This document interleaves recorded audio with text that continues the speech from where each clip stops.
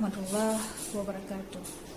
Para saudara-saudariku dimanapun Anda berada, Alhamdulillah, bersyukur kepada Allah, sampai saat ini kita masih diperkenankan oleh Allah menjadi hamba-hamba yang beriman. Dari sekian yang beriman itu, Alhamdulillah, kita masih diperkenankan Allah untuk ibadah puasa, menjalankan puasa Ramadan di tahun ini. Semoga puasa yang kita lakukan di tahun ini menjadi puasa yang terbaik di sisi Allah sepanjang umur kita.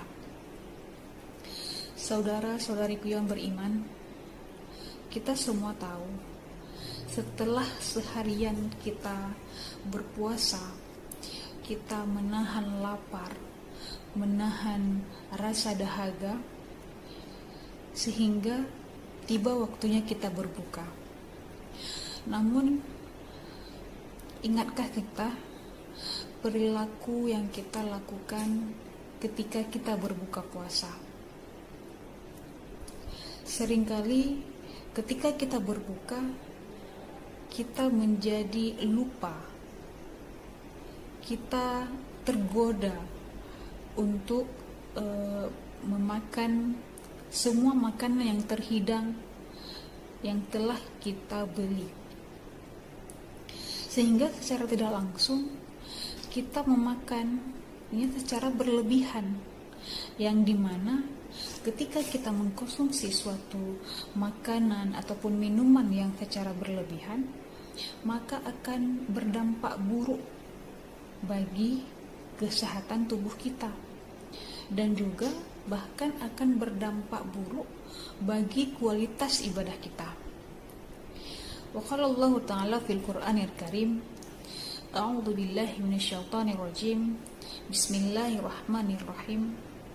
Ya bani Adama khuzu zinatakum 'inda kulli masjid wa kulu washrabu wa la tusrifu innahu la yuhibbul musrifin.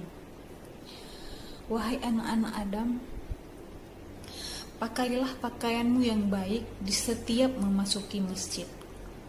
Maka makan dan minumlah, dan janganlah berlebih-lebihan. Sesungguhnya Allah tidak menyukai orang yang berlebih-lebihan.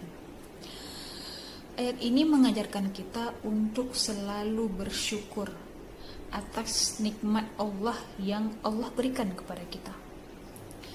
Namun, kita tidak boleh berlebih-lebihan dalam menikmati makanan maupun minuman tersebut. Berbuka puasa yang berlebih-lebihan justru akan mendatangkan mudarat bagi kita. Tidak hanya bagi tubuh kita, tetapi bagi kualitas ibadah kita. Apalagi ketika perut kita sudah kekenyangan, maka akan mendatangkan rasa mengantuk, rasa lemas dalam menjalankan ibadah. Bukankah puasa itu mengajarkan kita untuk menahan diri, mengajarkan kita untuk mengontrol hawa nafsu?